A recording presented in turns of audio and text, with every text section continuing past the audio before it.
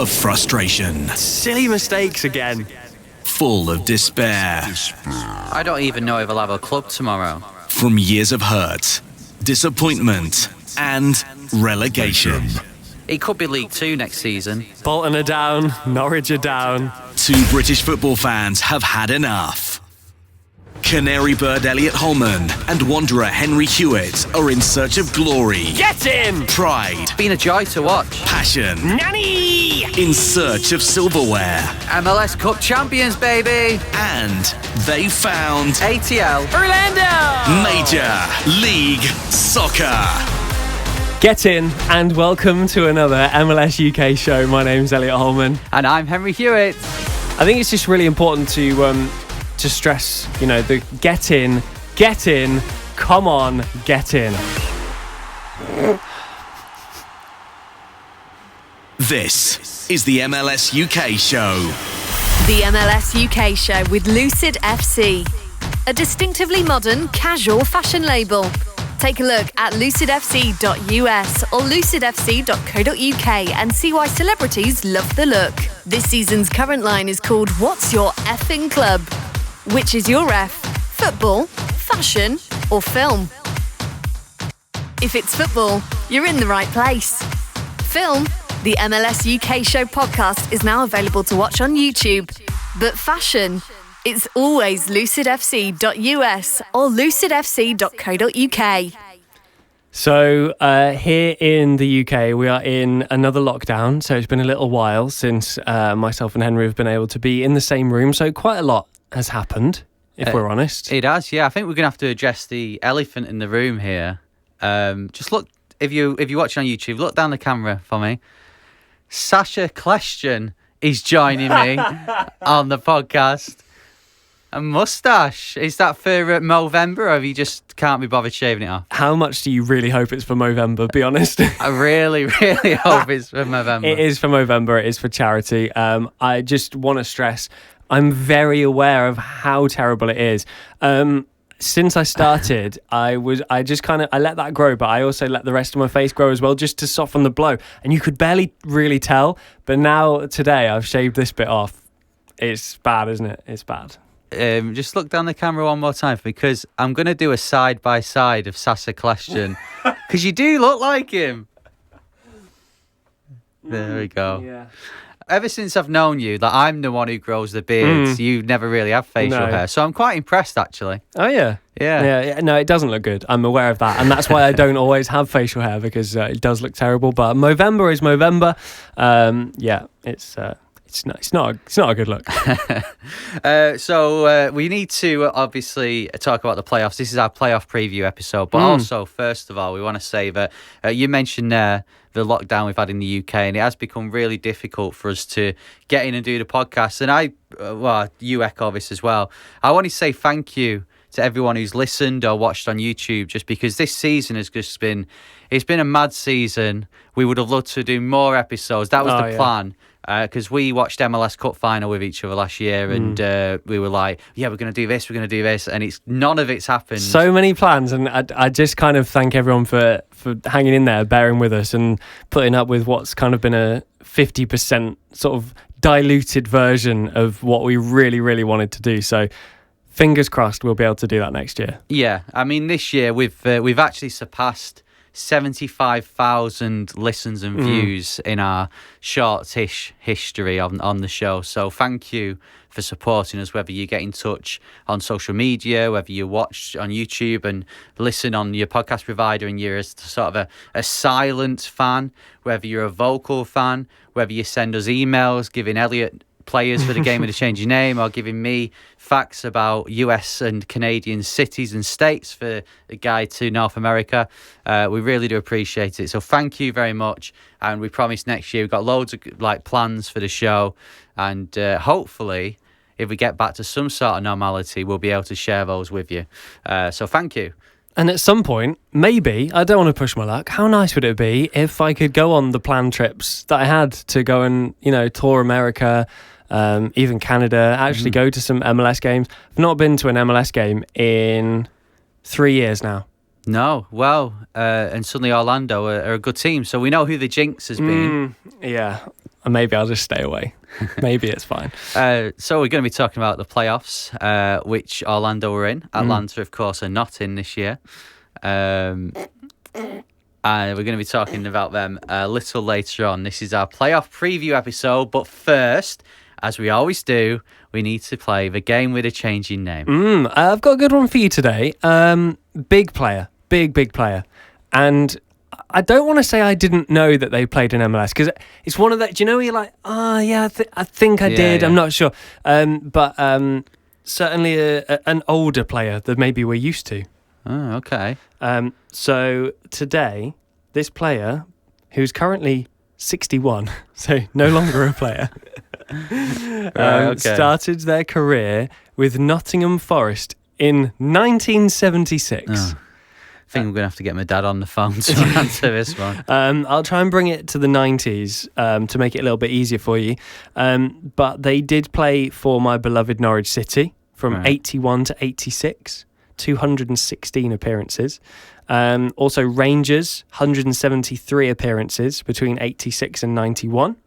And then in the 90s, a loan spell with Reading whilst they were at Sheffield Wednesday, Colorado Rapids, Southampton, Sunderland, and eventually retired at Burnley in 1998. They never scored a goal. Never. So in 603 appearances, they never scored a goal. Right. 43 appearances for England. So were they a goalkeeper? They were a goalkeeper. Right, okay. That's as many clues as I'm going to give you. Who could that be? So, because I've seen a few documentaries about Nottingham Forest around that time, because that's when they won the European Cup, or maybe after it, I can't remember.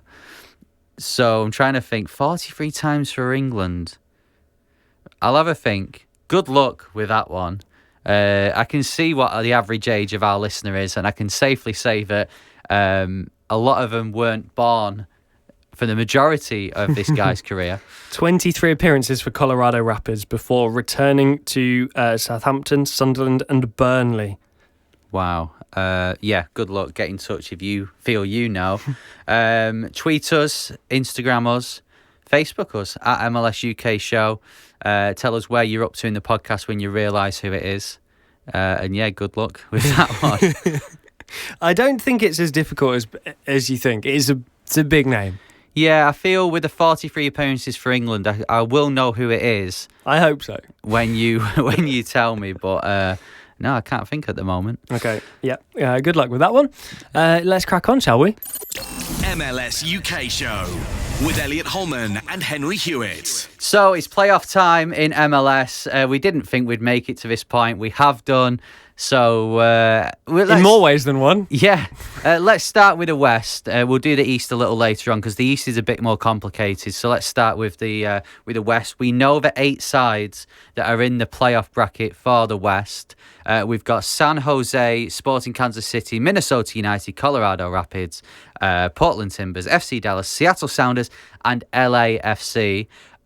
First of all, Elliot, maybe swapping Colorado or San Jose for LA Galaxy, are those the 8 teams that you would have guessed at the start of the season? Yeah, I think it was kind of more straightforward. That doesn't always happen, but that was kind of more straightforward. I think they're the ones that we maybe expected.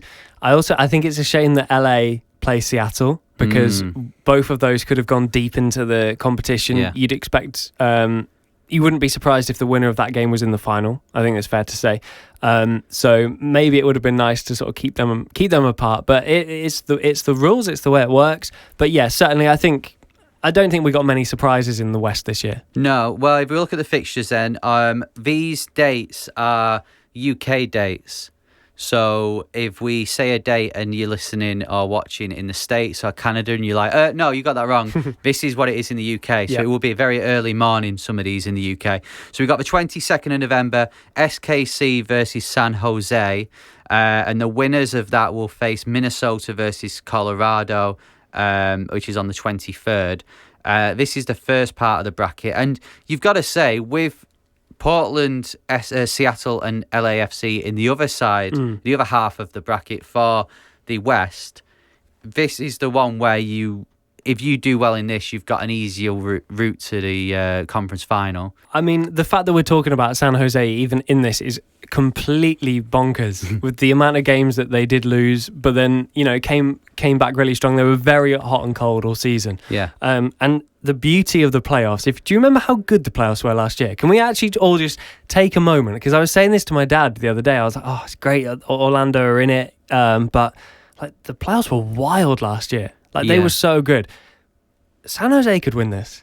And that petrifies me. Yeah, well, last year they dropped the two-legged conference matches. Which was great. Yeah, it was. And obviously they've had to do it this year. I think they were going to do it anyway, but they've had to do it this year with COVID. And I agree with you. I think that side of the bracket for the West is completely open. I think it's easy to go with SKC because they finished top of the conference. But if Colorado beat Minnesota and then beat SKC, or San Jose beat SKC and then Minnesota, you'd be surprised, but it's not as if you'd be shocked. No, this is the thing. There's nothing that can happen in the playoffs that I'll go, didn't see that coming, because I'm so cautious now. Yeah. I'm always so scared that I don't want to bet on it. I don't want to predict, because anyone can beat anyone. So, bearing that in mind, then, if we have a look at that side, SKC versus San Jose, SKC finishing top of the conference will be favourites. Do you see them beating San Jose? You'd expect them to, wouldn't you? Yeah. I worry about their back line. I worry about SKC's back line, and it just takes leaving yourself a little bit too open and causing yourself one problem. If San Jose can be clinical, it could be a tighter game than maybe you expect. But yeah, I would expect SKC to take that one. Yeah, SKC have lost 3 at home this season, bearing in mind they've only played 9 games. Third of the games have lost. Yeah, whereas San Jose, I know they've only won 2 away and not tied, but still, SKC are prone to a home defeat. You've got to go for SKC. I thought you were going to go for San Jose. No, definitely not. You've got to go for SKC. So we're both going. If we're going to do our bracket now, we will both go for SKC. Mm-hmm. Okay. So then Minnesota versus Colorado in the next one. Finished next to each other, despite the fact there was 6 points between them in the final standings in the West. Yeah. So Minnesota get the home tie, which is the important bit. Yeah. And I think that's just what gives them the edge for me. I think they've had a very good season, and I think you can clearly see the progress year on year on year for Minnesota. I think it's been a really nice progression. Obviously made it last year. They'll want to get even further this year, but for me, they have the edge here. We always say, don't we? We've said it this season. Seems like every episode we're repeating ourselves, but Minnesota are on this journey. They're making cup finals. They're getting quite far in the playoffs. This is a great opportunity for them now, because I think last year they got knocked out against Galaxy. Was it last year? Yeah. So they didn't get a lucky draw last year. This year they have. You would expect them to beat Colorado. So if we then assume that it's going to be SKC versus Minnesota in the conference semi-finals at SKC, they've got a chance. But would you say SKC go through or Minnesota? Because that'll be a really tight game. I think that'll be a great game. I think it's almost a shame we're not getting that straight off the bat, because I think it would be really good. But I see that as completely 50-50, to be honest with you. I don't see why SKC suddenly romp to victory against Minnesota. I think it'll be a really tough game, that if they make it, of course. Now I was going to call Minnesota v Colorado the Kai Kamara derby, but I realised that any one Minnesota play, it would be the Kai Kamara derby. He's literally been everywhere. That is true. So SKC v Minnesota. Let's finish this side of the bracket then. SKC versus Minnesota. Who do you think will go through into the conference final? I think SKC would just edge it for me. Right. But if we were doing one each, just to be different, I'd probably go Minnesota. You know what I was going to do? Say, are you going to go SKC? I was going to go, right, I'll go Minnesota. Just to make it interesting. I'll back Minnesota. I'll do it. I'll go SKC. So the next half of the Western Conference, and with respect to the teams we just mentioned, this is the one where we're probably going to talk a bit more about it, just because of the sides that are involved. You've got Portland versus FC Dallas. Now that's going to be on the 23rd as well as Minnesota and Colorado. Then you've got Seattle LAFC on the 25th. Portland v FC Dallas seems. FC Dallas could win that one, but you would fully expect Portland at home to beat them. They were MLS is back champions, so they know what to do in this situation. They've been in a knockout situation before. I'd erased that from my memory, actually. I forgot they won that. Yeah, genuinely. Portland, kind of with the consistency, with their attitude towards tournament football, they've already proved that they can do it. So I like that. I think the way that they went about the MLS is back tournament was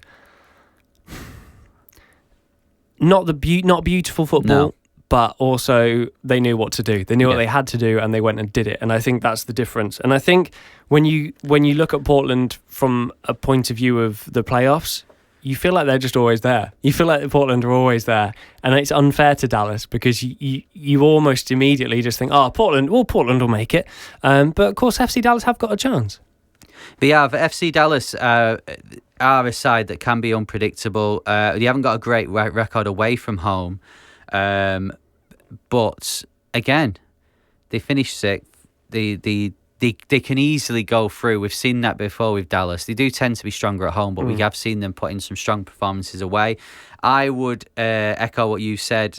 You would expect Portland to win that game and then go quite far. However, if they do win that game and go to the semi-finals, they have got the tough side of a draw because you've got Seattle versus LAFC, which, as you said, this could be a conference final in itself. It's not. Where is this one going to be won and lost? Because both sides, LAFC are really strong at the moment. Carlos Vea's come back. BWP, who got the Comeback of the Year award for MLS, so he's in form again. He's found, after ending the Red Bulls on a bit of a whimper, which was sad to see, he's now revitalised. He's got his mojo back. So they're a strong team. Seattle are, of course, really strong at home. I think this one is probably the toughest to call because both sides could win. But where's this one going to be won and lost?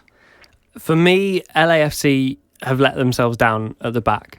I think we've seen what they can do going forward. Even in MLS's back, it was a goal fest when LAFC were involved. I feel like both sides are just going to have to attack. They have to attack each other, and that's just going to leave the defense even more wide open on both sides. So this is genuinely going to be a fight between the likes of Vea. I don't know who's going to start. Vea, BWP, obviously Rui Diaz, Jordan Morris. It's just going to be a fight for who's got the sharper knife at the other end of the field. So we'll have to just see what happens. You just mentioned LAFC and the defence. Was it a mistake letting Zimmerman go, that bit of experience? Massively. I think, okay, so Nashville wanted to make the move and they went for it. But I don't feel like LAFC were in a position to let him go. I know sometimes in MLS you kind of bang to rights and you have to just hold your hands up and, let players move freely as the league wants them to. But I don't feel like they were in a position to let him go. And, Nashville have made the playoffs and it will be largely down to Zimmerman because of the sterling job he's done this year. So Seattle then, how do you rate their defence? Because we all talk about them going forward and we've seen Seattle, in my opinion, have played some of the best football that we've seen this season. Some of their passing play, their attacking play has been beautiful to watch. Of course, they beat, was it San Jose? They beat 7-1, 7-0. So we have seen that. We know they can do that. At the back, is that where they could win it? Conceded a lot less than LAFC. So I feel like when you have to put these two against each other so early on, yes, it's going to be about the front, the attacking three, if you like. But of course, they've conceded a lot less than LAFC. LAFC are really going to have to find a balance. They're going to have to find a balance of utilising the ball, getting it forward, but somehow not leaving themselves exposed because Seattle have got a much stronger defence. Yeah, and when these have played each other this season, because these were in the same sort of pool, if you will, it has been the home sides that have done better. So you would rate Seattle for that. The attacking play is what we're going to watch this game for. It could easily be 5-5. Easily. However, on the other side of it, I don't think it'll be 1-0, but I think Seattle could keep a clean sheet. I know LAFC have got Rossi, they've got Carlos Vela, they've got BWP. They are firing at the moment. However, yeah, you look at the back and Seattle are much stronger. So, are we going for a Seattle win in this game, or are we going to split it again? I think, again, it's a shame that they've been drawn against each other in a way, but yeah, I'd have to back Seattle. Just LAFC are an extraordinary team, but I just think you have to look at the stats and accept that Seattle have had a much stronger, many more stronger performances. So I would agree. I'm going to go Seattle as well, just purely because they're at home. If it was the other way, we would be having a different conversation. However, I would still feel that Seattle are better placed to win at LAFC than the other way around. Yeah. So if Seattle win, if Portland win, we've got a Cascadia semi-finals, and now this one, I feel, would be in the same place where LAFC versus LA Galaxy last season in the playoffs was the big game. This for me would be the big game because both sides. Even though Seattle have finished higher than Portland can put in them performances. Yeah. Portland can beat anyone. Portland won MLS's back. So this one is the one that's on a knife edge and you think, I could not call that at all. I agree because Portland know what to do. I feel like I'd have to go Seattle. Our education in MLS over the last few years has just seen us, see Seattle do it year in, year out. So I would have to go Seattle, but... I agree. What a matchup. Yeah. What a matchup that would be. Same if it's Portland versus LAFC. And I know we're counting Dallas out, so sorry, Dallas fans. But let's face it, out of those four teams, you would expect the first, Portland, Seattle and LAFC to be there. But MLS is wild and we'll get proved wrong, and I love it. Yeah. So... I'm going to go Portland if Portland plays Seattle. I would probably go Portland if Portland played LAFC as well, just because I think there's strong shouts they could do the double this season. So in that case, then in the conference final in the West, it would be, mine's Portland versus SKC. Yours is Minnesota versus Seattle. I would say that Portland would win, although SKC, they finished top of the conference, so they could easily go through to the MLS Cup. But I would probably go with Portland because they've got a very recent history of knockout football and doing well. Yours is Minnesota versus Seattle. Yeah, I'm going Seattle all the way. All the way. Yeah. Okay. So we're torn at the moment, me and you. We've got either Portland or Seattle in the conference final. In the MLS Cup. So we're going to look at the other side. We're going to look at the East bracket in a moment because that's a bit more complicated. But first, I think we should have a round of the Crisis Right. Okay. It is playoff related. It's MLS Cup related. Are you ready to play? Yes, so it's higher and lower. It's the Crisis Right. Henry Hewitt, come on down. Okay, so in today's Crisis Right, we look at the time since clubs appeared in the MLS Cup final. Ooh, right, okay. For example, Chicago have a 16-season drought. They haven't been there since 2003. Yeah, they gorged early on, didn't they, in MLS? Yeah, big time. MLS Cup final appearances. So we'll start with them. 16 seasons without an appearance in the final. Higher or lower, San Jose Earthquakes. Oh. I've got a feeling... San Jose were the noughties, but maybe late noughties. Late noughties. So I'm gonna go lower. It is lower. 14 seasons since they made it to the MLS Cup final. Higher or lower, DC United. Oh. Higher or lower than 14 years since an appearance in the final. They gorged in the 90s, early noughties. So I'm gonna go higher. It is higher. 15 seasons. Back in form. I'm back in form. He's back. Okay, so Philly have been a really strong side this year, but higher or lower than 15 years since they made the MLS Cup final? Right, this could be a trick question because how long have Philly been in MLS? 2010. So I guess technically it's lower, but they've never been in MLS It's Cup. correct. Do you want to do a couple more? Yeah, go on. Okay, right. Run the music again. Okay, so Philly, 10 years. Higher or lower? Real Salt Lake. Lower. It is lower. 6 seasons. We've all seen the Beck's documentary that was out recently. Yeah, true. Higher or lower? New England Revolution. Higher. It's lower. 5 seasons. And let's finish on this one. Orlando City. Trick question. It's lower, but you've never been in one. But soon to be, of course. Oh, well, we'll find out because we're going to talk about the eastern side of the bracket next. So I can't possibly think who I'm going to back. I have no idea. Elliot Holman, Henry Hewitt, MLS UK show. So we're going to have to do it then. The East, they have a playoffs as well. I'm surprised actually because Atlanta aren't in it, but they've just scrapped the East side this year. Yeah, I'm amazed that they didn't find a way of getting you in it, getting Martinez back, and just scripting it the way they wanted. I'm joking, of course.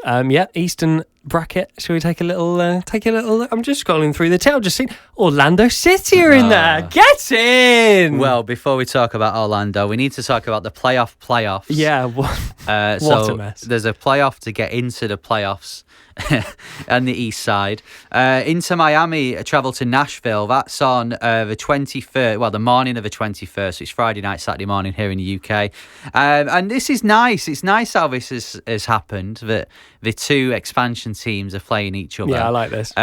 Because we do say that if you're an expansion team and you make playoffs in your first season, then it's been one hell of a season. Yeah. So congratulations to both sides for being this close to it. So the other playoff is on Friday night as well. It's New England Revolution versus Montreal. But let's talk about the Nashville-Miami one first. We were very complimentary towards Nashville on the last episode of the podcast. Miami, though, have really turned it around since Higuain's come in. Could they be dark horses to go quite far in this? Any team that gets this far has had an extremely good year, especially in their first season in MLS. That's so important to remember. I think the home edge is massive here because these teams have been fairly well matched through the year. But when we look at that, I just think Nashville with the home advantage is big. I think that's a really big factor. Yeah, and I think Nashville they've had some decent results recently, and again they've not. Nashville. If you ask Nashville fans, they'll probably be quite thankful for this. But I do feel sorry for them a bit because it has been Miami. Let's talk about Miami. Yeah. Nashville's kind of been forgotten about. But I think in a way that the season before, we were just talking about Cincinnati and how they weren't doing well. Yeah, you can have too much of the spotlight on you. Yeah. And when it's not going well, that doesn't help. And I think Miami were almost set up to fail in that aspect because there has been so much made of them coming to MLS with Beckham and all the rumoured signings. And I do feel that Nashville have just quietly gone about their business and it's probably worked in their favour. Yeah. And even though Miami have done great to get into it, Nashville have been consistent and, of course, finishing 7th with 32 points as well. Like if it was goal difference, they'd have been in. Yeah. They'd have been playing Columbus. They'd have been straight into the playoffs. So an incredible season. So are you going with that home advantage for this one then? Are you going for your Orlando rivals Miami to go through? I don't know what you mean. I'm going Nashville at home. I look at Nashville's home form and they've won 4 and tied 5. So they don't lose many. No. So that to me would say that they would probably win. But just to go against you, I think you know what? Go Miami. I'm just to go against you. There's nothing against Nashville because, as I've just said, they've got incredible home form. Huge. Arguably, other than Philadelphia and maybe Columbus, they have got the best home form in the conference. But I'm going to go Miami. I've just got a funny feeling that they'll just sneak their way through to the latter stages. I feel like it would just be the way it would happen. I think it's the sort of thing that would happen. They just sort of find their way all the way through. But logistically, I think with my statistic head on, I think Nashville can do it. Okay, looking at the other playoff then, New England versus Montreal. New England's home form, they've won 2 games all season. So this maybe isn't necessarily a home advantage for them. No, I don't know about this. I really don't. Have you seen the video of Thierry Henry giving the rousing speech to his players? Yeah. What a guy. It's hard to bet against Thierry Henry. It's also very hard to bet against Bruce Arena. This is going to be a really good game. Yeah. Well, maybe not a good game. This is going to be a good battle. I don't know if it's going to be a good game. I don't know how entertaining it's going to be. Yeah. But the home form worries. If I was New England, I wouldn't have that confidence. No. You know, there's a reason that they've kind of gone backwards compared to last season. You know, Arena came in, they had the big bounce, and he got them right back up there again from being bottom. And I feel like this year there's maybe less confidence. They've not been good. They've not. Again, they finished on the same points as Nashville and New York Red Bulls, so it's amazing how we can look at Nashville and be like, you've had an incredible season, well done, and New England haven't. But I think we just expected them to kick on a lot more. Yeah, we did. I want to see them be that team for the first time since watching MLS. I want to see them be that big team, and it's not happened again. I like Montreal for the Thierry Henry thing, and I think they've got a good character about them as a franchise, as a club, so I do like Montreal, but I'm going to go off purely the match I think it was like a month or 2 ago. New England beat Montreal at home. They looked quite convincing in that game. Montreal, I've won 4 away, but they've also lost 5 away. I think this could be one too many for them. Yeah, I think New England will go through. They've struggled, and I think just to make it interesting, I'd probably back Montreal, but I do agree. I think it's a tall order. I look at the goal difference as well. New England Revolution 1, Montreal -10. Yeah. So that tells me that they do concede goals quite a lot. Yeah, I feel like when they've lost, they've not been in the game at all. No. But yeah, I'll just go different from you, and I'll go Montreal. Okay, so if you're going Montreal, then that would mean that Philadelphia for you would face Montreal. Philadelphia would face Inter Miami for me, because in the playoffs, Philadelphia will play the lowest ranked side to come through the playoffs. Toronto would face the highest ranked side. Yeah. So this is where it gets complicated, because different games mean different results. Yeah, it's hard to know who's going to play who here. So maybe we just look at each game and try and work out who's most likely, maybe.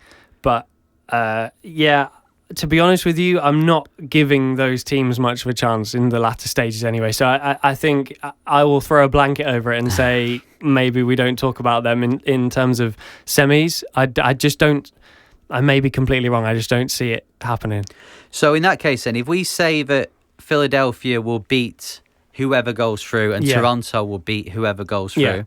I don't feel like that's unrealistic. I think we would both be picking those. Yeah, I mean, Philadelphia and Toronto have been the best 2 sides this season. You look at SKC, who finished top of the West, had less points than Philadelphia and Toronto. Yeah. So, we'll say that they go through. So then we look at the other games in the playoffs. Right, we're going to have to start with it then. Orlando make their playoff berth, their debut in the playoffs. Well done, by the way, and I mean that. I think Orlando, I've watched you a few times, and you've been a very good team to watch. Not only are you can be really good on the eye, and I think counter-attacking is brilliant. There's a lot of pace in the team, but you know when to be dirty. You know when to grind out results. Like if you're 1-0 up, Nani's going to spend a lot of time on the floor, kind of thing, which is not an insult. That is how you need to be. You need to grind out those results, and I think Orlando, you're getting all this. Dirty team, very dirty, and I think that's been Orlando's problem in recent years, is they've not had that grit about them. You've done well for half a season, then you'll just have completely fall off a cliff because you've not got that. So you've got that, well done. You've got a home tie as well, New York City FC. How do you see this going then with Orlando? I think the home tie is massive. Yeah. I think the home tie is huge. The club knew that. The players knew that. When they clinched that home tie, it felt big. Felt really big. It's a bigger moment than when we actually made the playoffs, because I think we kind of knew that they were going to. It's just a case of where they were going to be seeded. So I genuinely would be really disappointed if they fell at the first hurdle here, because I think they're capable of advancing. Yeah, both Orlando and New York City have got really strong home records. So to be at home is a big achievement for Orlando, and it's going to be a big. It automatically puts you as favourites to win. Although you've got to remember, there's only 2 points between the two sides in the conference, and I don't know whether it's because I hang around with you and therefore I follow a lot of Orlando City fans on Twitter, but it does seem that all this hype behind Orlando, and I know Orlando finished near the bottom, so there is going to be more hype. New York City's finished 2 points behind. Yeah. With a new manager as well. Because remember, at the start of the season... Didn't start well. No, so they've ended it really well. So this is a tough one to call. Personally, I'd just go off the home, but I don't think it's going to be a 3 or 4-0. I think it's going to be 2-1 to Orlando, and I think it's going to be a tight game, and it's going to be a nervy end. Take that all day. But New York City FC, let's talk about them just for a moment then. As we've said, poor start. They've ended it really well. After the break, if you will, because of COVID, New York City have come out and really performed, showed what they can do. It's been a difficult season because they've been playing all over the place. But perhaps this is one step too far. However, if it is, as a New York City FC fan, I would be really happy with this season. Yeah, there was always the feeling of sort of trying to avenge what happened last year in the playoffs, because they did come very close. Not been playing at home. Remember, they've had home games, but they haven't been at home. So it has been tough for them, and they always have that home advantage because it's difficult to go and play NYCFC on that thing that they call a pitch. So I think maybe they've been unlucky with the way that things have worked out this year. And if you look at what they've achieved, being pushed from pillar to post, playing here, there and everywhere, they've done exceedingly well. So they are not going to be a pushover in this game. Yeah, 7 wins at home out of 9. That says a lot. Yeah. So, but yeah, and they've done all right away. They've won 4 games away and tied 4, but tied 3. Sorry, but I think it's one step too far. So unfortunately, Orlando, I think, will go through. In the other playoff match in this conference that we know is definitely happening, we know the teams that are in it. It's Columbus versus Red Bulls. Columbus had a big chance of getting Supporters' Shield at one point, and fell away massively. Yeah, fell away. Their away form has been horrific this season. They've not won at all, which tells you how good their home form's been. Yeah. But do you feel Red Bulls could cause, I'm going to call it a bit of an upset, even though maybe looking at both sides, it's not necessarily an upset. They're both very similar in terms of MLS sort of history and how we see them in MLS. But would it be an upset? I don't think anyone would be massively surprised if Red Bulls won the game, but I do think it would be an upset just purely based on how far ahead Columbus have been this season. I think you'd definitely be surprised to see them throw that all away at the first hurdle, but we see it time and time again. Teams lose that first game and that's their season over. And, it's kind of, this is what everything hinges on. No one's going to remember that they fell away at the end, Columbus, if they now go on and with strong performances in the playoffs. So it would be a surprise. It would be a surprise for them not to get through. But to lose to a team as Red Bulls, I don't think that would be hugely shocking, because Red Bulls are still, they always will be they've got their foundations built of a good side and a good solid club. Still looking for that elusive bit of silverware at the end though. Yeah, and what a time to get it, because I feel for Red Bulls, it's Red Bulls in terms of when we've been watching MLS. Now, this is our 3rd season doing this podcast. I think we've been watching it for about 5 years. This is kind of Red Bulls 2.0 for us, because they got rid of some players. Yeah. Or some players left. The manager. One of them stood here with the task. Yeah. The head coach went to Austria, so they lost that as well. And now they're rebuilding. There's a lot of youth in the side, so it's good to see that they're in the playoffs, and that'll give them experience. But For me, Columbus, I said it at the very start. They've been my team that I've picked. Especially at home. Because of the head coach, because signing like Nagby, signing these good MLS players. They've also got some good DPs in. They're my side, so I think they'll go through. And then they'll face Toronto, if our bracket is right, in the next stage. Columbus, Toronto, we've seen that before. We have. The other side would be Philadelphia, Orlando. Philadelphia, Orlando, what we're calling it, again, it could easily be Philadelphia, New York City. It could easily be Philadelphia, not get knocked out. By Nashville. Yeah. But if we're saying Philadelphia v Orlando, it gets a lot tougher then for Orlando. This is for Orlando, if you're going to go through, you've got a very tough run. Yeah, I agree.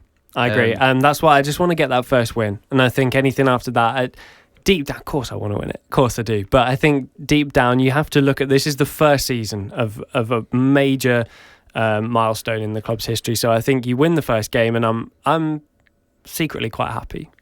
Anything after that is a bonus. I do think Philly are a very, very good team. I say it every week. So I would have no qualms losing to Philly. Philly, through finishing first, through winning Supporters' Shield, would have a straight run at home to MLS Cup. They're 100% this season at home. Someone's got to go and do a job. Someone's got to go. If someone else wants to win MLS Cup, someone's got to go there and do a job. Philly aren't as big a name or haven't been looked at in the same lights as LAFC last year, Atlanta the season before, and New York Red Bulls the season before. But with that record, that's 100% at home.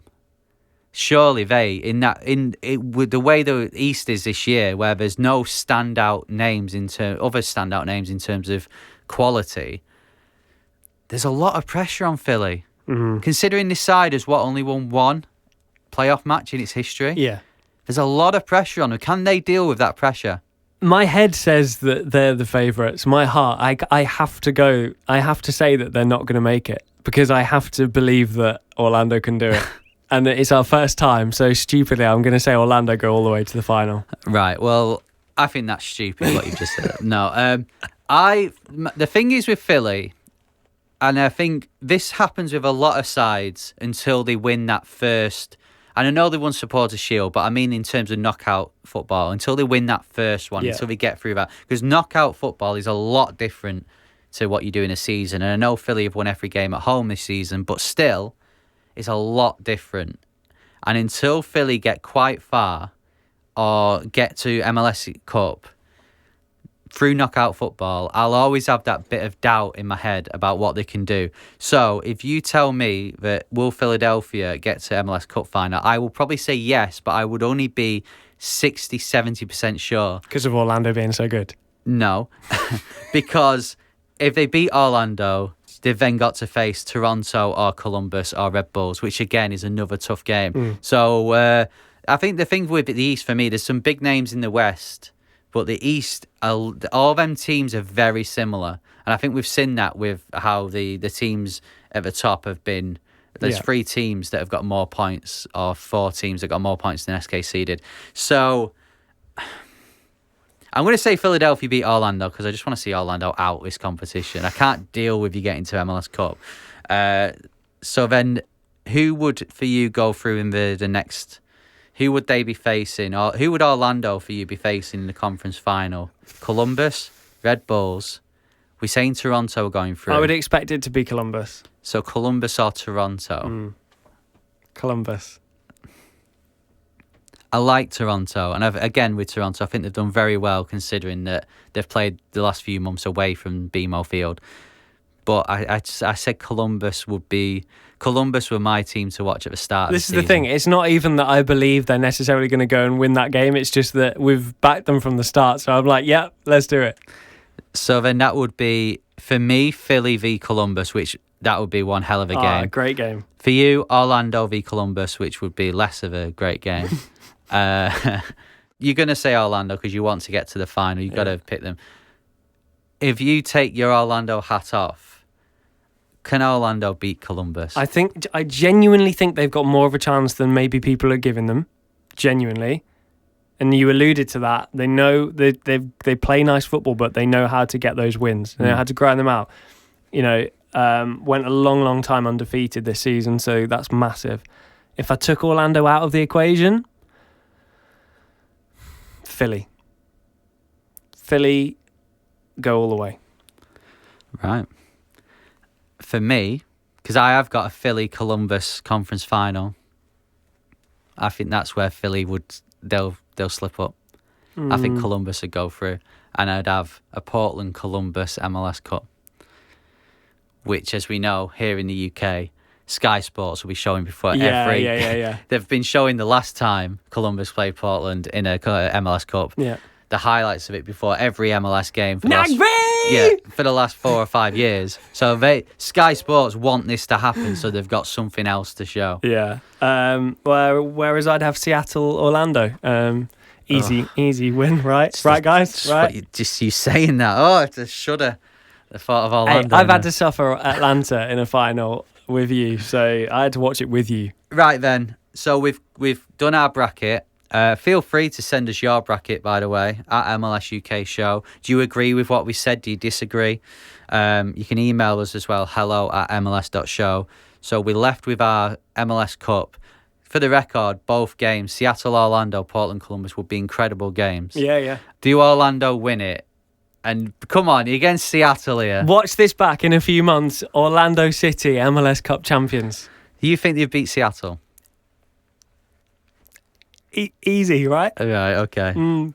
I know you, and I know that deep down, your head would say Seattle, your heart would say Orlando. So either way, I think Seattle win it, regardless. Yeah. I think Seattle from the West are going to win it. I've gone Portland versus Columbus, and I love Columbus, but I think Portland are going to do the double.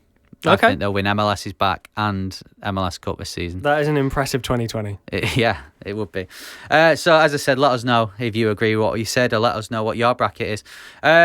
Right, now, before we go, speaking of Philly, loosely, because we stopped speaking about them a couple of minutes ago, but speaking of Philly, we've got to do my guide to Philadelphia. I put this out a few weeks ago, and we had loads of people saying Philadelphia, loads of people saying Atlanta. So we're going to do Atlanta next time. But this week, Elliot, are you ready? It's Henry's guide to Philadelphia. Famous, of course, for their country music. We'll do Nashville one day. Hey, Elliot. Hey, Henry. Did you know that Philadelphia is the largest city in Pennsylvania and has a population of 1.5 million? That's massive, isn't it? I need to say that thank you to Brian, who got in touch on emails. He sent me some facts about Philadelphia. Philly facts? He's an LAFC fan who used to live in Philadelphia. So some of these are from Brian. Do you reckon he's got a Philly facts, Philo facts? Maybe. Brian, email us in. I doubt he does. Nicknamed the City of Brotherly Love because the name Philadelphia literally gets broken up into the Greek words for brother and love. That's why. Makes sense. The Constitution was signed there. It's a very historical place, Philadelphia. The Constitution was signed there, and it's home to the Liberty Bell. Do you know what the Liberty Bell is, Elliot? I mentioned it in the last podcast. You did. You're a big How I Met Your Mother fan, aren't you? So. Lick the Liberty Bell. Yeah. Now, the Liberty Bell, for those of us in the UK, because we don't really learn about American history, do we? Even though we are a big part of American history. We were kind of there at one point. Yeah, we don't learn about it at school. So the Liberty Bell is a symbol of American independence, but it has a crack in it. It's actually had a crack in it 3 times. They recast it twice and have just left it the last time. And that's You would though, wouldn't you? Yeah, it's going to happen. You just leave it. And that's because when people have hit it to make it sound, it's broke. So they've just left it the last time. Now, on the last episode of the MLS UK show, I did Henry's Guide to DC, and I told you about the Washington Monument, which was the tallest building or monument in the world until the Eiffel Tower was built 3 months later. Well, this is one that Brian sent me.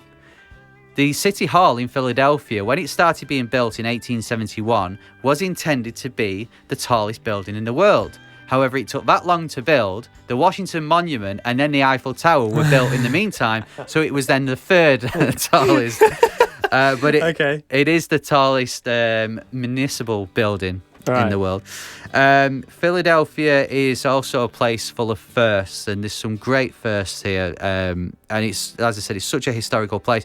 You've got the first newspapers in the US, the Philadelphia Packet and the Daily Advisor were first printed in 1784. It's also home to America's first zoo, hospital, and medical center, which only two of those are related. Medical school, I should say, but medical centre as well. It's home to the Wing Bowl, which is a chicken wing eating contest that draws crowds of 20,000 people, although Philadelphia is famous for its Philadelphia cheesesteak. I can't believe it took that long to hear about a cheesesteak. Yeah, I love a cheesesteak. There's a place in Manchester that sells them. I'm sure they're just as good. Famous people from Philly include Kobe Bryant, Kevin Hart, Richard Gere, and the man from West Philadelphia, born and raised, Will Smith. Oh, yes. And finally, you're not a really big fan of movies, are you? No. So Rocky, you've heard of Rocky, haven't you? I've seen a few clips. Yeah. So Philadelphia, there was a Rocky statue that they built for the film. And if you've seen the film, you'll know that Rocky runs up the stairs towards the Museum of Art at Philadelphia, jumps up and down, and then the statue is there. However, when they stopped recording and stopped filming, the Philadelphia Museum of Art said, we don't want that there because that's not art, that's a movie prop. So they moved it and then would put it back whenever they were filming. The people of Philadelphia were really against this because they wanted it up there so they could run up. You know, runners will run up to the top. So now it sits at the bottom of the steps and it has been moved. But for a long time, it wasn't there. So it is now at the bottom of the steps at the Philadelphia Museum of Art. And you can go and visit the statue and then run up the steps. And Elliot, that is Henry's guide. A long guide this week, but there's loads of stuff to cram in. That is Henry's guide to Philadelphia. Who have done very well this season, but are unlikely to beat Orlando City. Well, I will do it again next year and call them MLS Cup champions because it won't be Orlando. Atlanta next. So, like Brian did, if you get any facts about Atlanta that you want me to share, then feel free to get in touch. It's henry@mls.show, or you can tweet us at MLS UK Show. And one more thing. Go on. I have the answer for today's game with the changing name.